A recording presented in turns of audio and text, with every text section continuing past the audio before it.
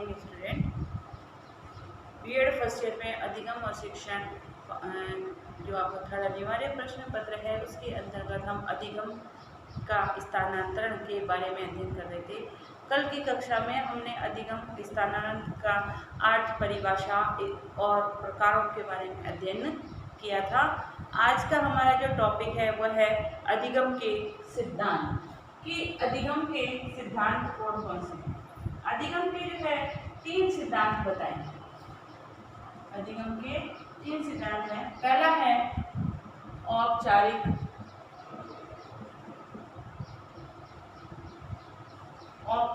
अनुशासन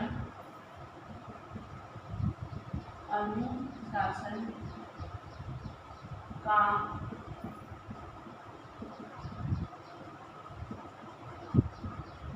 सिद्धांत।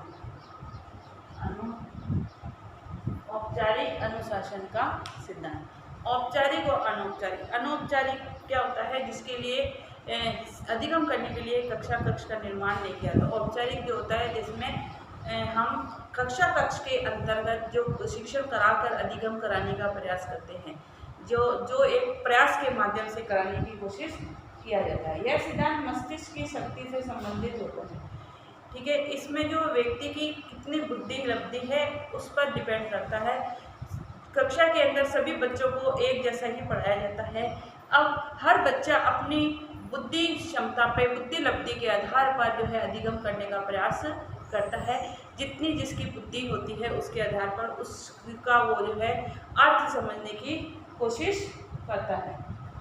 इस सिद्धांत के अनुसार स्मृति, तर्क शक्ति, कल्पना, निर्णय लेने की क्षमता व अवधान आदि मन की शक्तियाँ हैं। कि हमारी स्मृति कैसी है, हमारा कंसंट्रेशन कैसा है, हम कितना समझ रहे हैं, कितना जान रहे हैं, कितनी कल्पना कर रहे हैं, जानने समझने के बाद में हम उसके बारे में कितना मंथन कर रहे हैं, ये इसके अंतर्गत आता है। ठीक है, तो इसमें लिखो यह सिद्धांत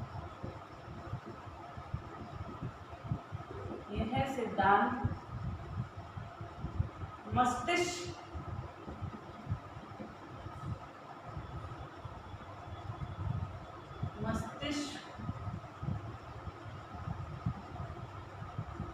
की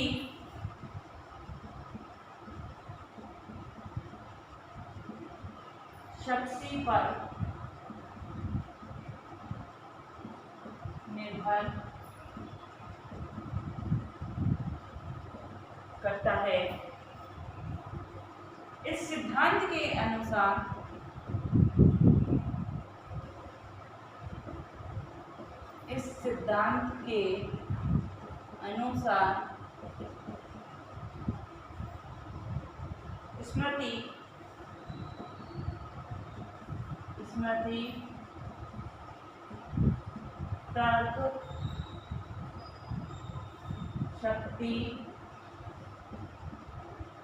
स्मृति, तर्क शक्ति, कल्पना,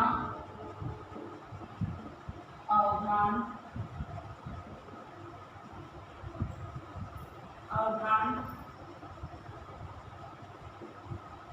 निर्णय लेने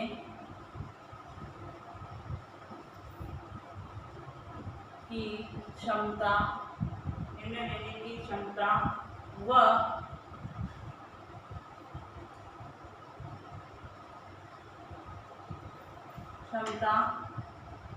आदि आते हैं। कि जिसकी जितनी तर्क शक्ति होती है, जितनी बुद्धि लब्धि होती है, उसके आधार पर ही वो अधिगम करता है।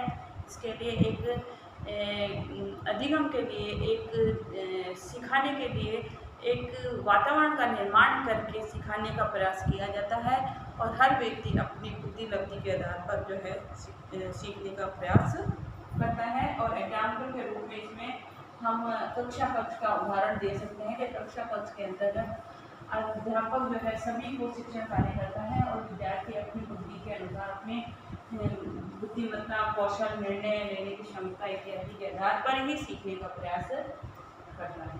दूसरा है समान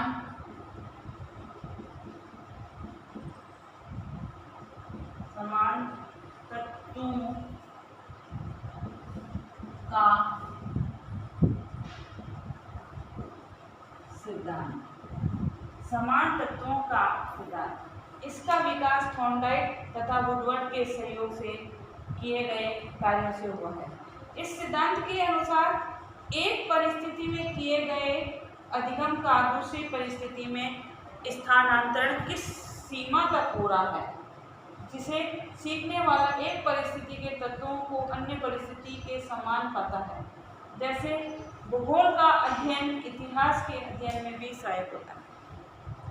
समान तत्वों से मतलब है कि समान परिस्थिति में किया गया अनुभव अधिगम उसी के समान परिस्थिति उत्पन्न होने पर उस अनुभव या उस अधिगम का उपयोग करना।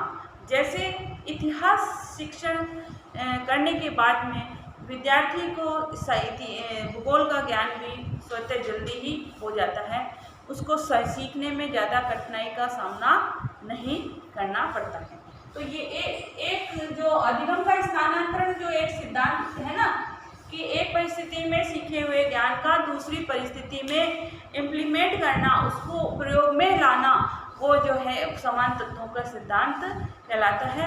इसमें जो है हम एक पूर्व के ज्ञान को नवीन ज्ञान से सम्मिलित करते हैं, उसको जोड़ने का प्रयास करते हैं।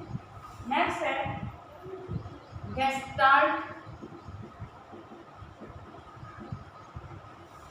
गेस्टाल्टवाद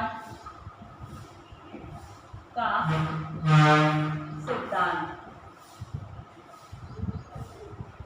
गेस्टाल्टवाद का सिद्धांत अधिगम स्थानांतरण तत्वों, शिक्षण विधियों तथा सीखने वाले की अनुक्रिया के संयोजन से प्रभावित होता है। एक परिस्थिति में किया गया अधिगम दूसरी परिस्थिति में प्रत्यक्ष रूप से स्थानांतरित तब हो सकता है जब सीखने वाला दोनों परिस्थितियों के ज्ञान को अच्छी तरह से प्राप्त कर चुका हो।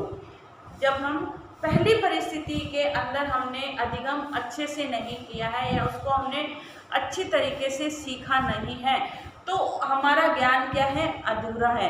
तो हम पूर्व का ज्ञान जब हमारा सही नहीं है तो उस पूर्व के ज्ञान को नवीन ज्ञान कहते हैं ना, अधूरा ज्ञान घातक होता है। तो वही नियम यहाँ पे होता है कि पूर्व की परिस्थिति में जब अधिगम करना था तब हमने अधिगम सही ढंग से नहीं किया है, तो हम जो है आगे की परिस्थितियों में उसके अधिगम का उपयोग नहीं कर सकते, उस ज्ञान का उपयोग नहीं कर सकते हैं। ठीक है ना।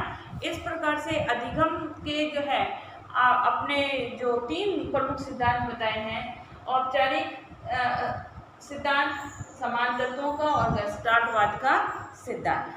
अब कल की कक्षा में हम नया टॉपिक मोटिवेशन जो है तैयार चालू करेंगे। ठीक है।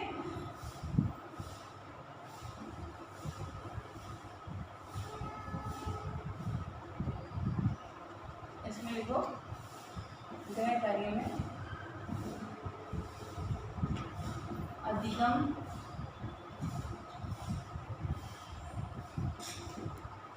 के